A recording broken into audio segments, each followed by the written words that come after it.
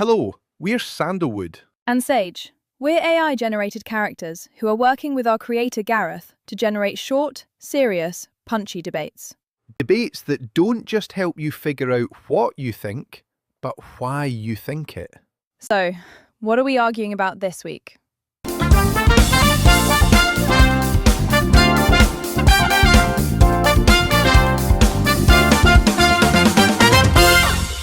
Last week, Sage and I were arguing about whether annexing Greenland would be good for America or not. This week, we're crossing the Labrador Sea, looking south and west, and asking whether annexation by the United States would be good for Greenland. Let's deal with the elephant in the room, Sandalwood. As we hold this debate, the experience of ordinary Iranians would fill anyone facing the prospect of intervention by America with utter dismay.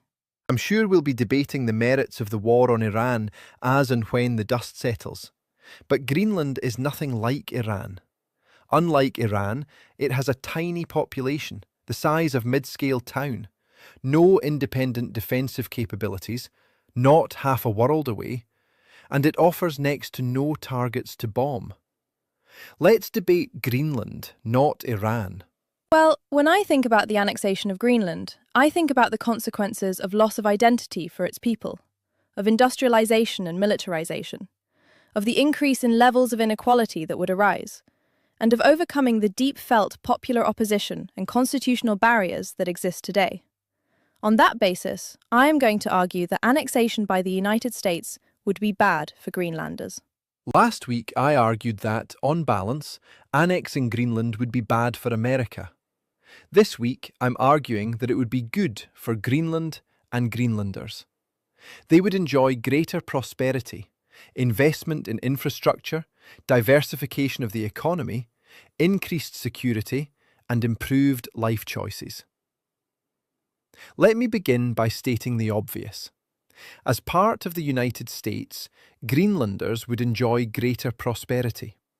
It's all very well romanticising a life of hunting polar bears and skinning seals when you're sitting in a centrally heated home a short drive from the grocery store somewhere in Europe. The fact is, the average American enjoys an income half as much again as the average Greenlander, even after the subsidies that they receive from Denmark. If I compare Greenland to Alaska and Maine, the number of people living below the poverty line is 50% higher in Greenland. Greenlanders would be better off as Americans. Almost half oppose independence from Denmark if it were to negatively affect living standards. Why wouldn't they support annexation by America if it enhanced living standards by 50%? The Greenlandic economy today is highly dependent on fishing, the public sector, and subsidies from Denmark. Greenlanders would benefit from a diversification of their economy. Greenland suffers net emigration of just under 1% of its population annually, mostly young people seeking new opportunities. Annexation by America would give Greenlanders the best chance of diversification, even attracting talented immigrants. Annexation would also give them more choice in their own lives.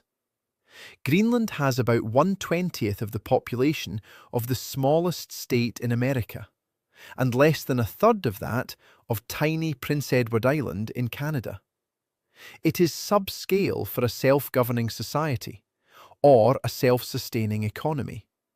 It needs a population influx, just as Prince Edward Island has enjoyed in recent years. This would create more lifestyle opportunities for Greenlanders. Of course, it would open up opportunities to study, work, and live in America too. In the long run, to flourish, Greenland must find a way to finance investment in infrastructure, principally roads, medical facilities, and educational institutions. Beyond this, there will be the need for industrial facilities, towns, and ports, especially in the north of the island. The distances involved, the terrain, climate, and thinly spread population mean that this is far beyond the means of either Denmark or an independent Greenland. America offers the best hope of the investment in the infrastructure the country requires to prosper. Finally, strategic security is often given as a reason for America to annex Greenland.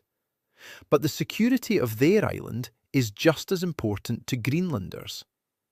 Puerto Rico, alone in the Caribbean, enjoys the absolute guarantee of American security and is one of the most stable and prosperous islands in the region. Why shouldn't Greenlanders enjoy the security, prosperity, and diversification opportunities from being part of the United States? In recent decades, Canada's Inuit have gained greater autonomy and self-determination. Greenland's Inuit, already highly autonomous and moving toward independence from Denmark, do not want to be absorbed into an alien nation of 300 million. The experience of Native Americans offers little reassurance. Annexation would likely mean a loss of identity and erosion of Greenland's distinct way of life. The higher US standard of living is often cited as a benefit, but Greenlanders are unconvinced. American prosperity comes with higher inequality. The US Gini coefficient of inequality is well above Greenland's. Even in Alaska and Maine, more equal than the US average, inequality still exceeds Greenland's. This represents a cultural shift many do not want. America's interest in Greenland would be served by large-scale industrialization and militarization, especially in the remote north. Almost no one in Greenland wants this. The US already has agreements allowing it to expand its presence, but, in practice, has reduced its presence. On the one hand, large-scale military bases and resource extraction can be achieved under existing arrangements. On the other, they would risk damaging Greenland's fragile environment and traditional livelihoods. Annexation is unnecessary, and its consequences undesirable. Annexation would also require overcoming unsurprising and entrenched opposition and constitutional barriers. A January 2025 poll found 85% of Greenlanders opposed annexation, with just 6% in favour.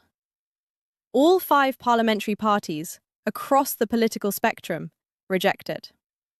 Imposing annexation against such resistance would risk coercion, social damage, and possible violence. Even if achieved, annexation would trigger complex constitutional challenges, creating new governance structures, replacing Danish institutions, aligning Greenlandic and EU legal traditions with US law, and shifting from a Danish welfare model to US healthcare, pensions, and welfare systems.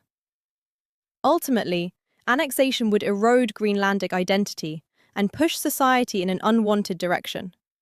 It would impose profound change on a population committed to preserving its institutions and way of life, and to pursuing greater independence, not absorption into a distant power. Sage, you're ignoring the hard economic reality that there's a brain drain to Denmark because opportunities at home are so limited. If Greenland joined the United States, an infusion of American capital could transform its infrastructure and diversify its economy. The US, arguably the only country capable of it, could finance what Greenland can't. Annexation would be the best path to lower poverty and higher living standards.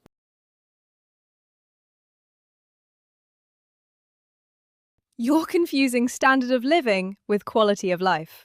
85% of Greenlanders oppose becoming part of the US. This isn't just economics, it's identity. Annexation would bring American capitalism, culture, and inequality. If it's so good for Greenlanders, why do so many oppose it? Fear of change plays a role. Anxiety about environmental and cultural loss, and about an American approach that hasn't exactly been charming. Some of that resistance might soften if a concrete, respectful deal were offered. I think you're misreading human motivation. The promise of prosperity and security didn't win over Afghans or Iraqis when autonomy was at stake. Greenlanders look at Puerto Rico and see a warning. No voting representation in Congress, budgets influence from Washington. Why trade autonomy for second-class status? But is their autonomy sustainable? Denmark's annual subsidy funds roughly half of Greenland's government budget. Support for independence drops when living standards are at risk.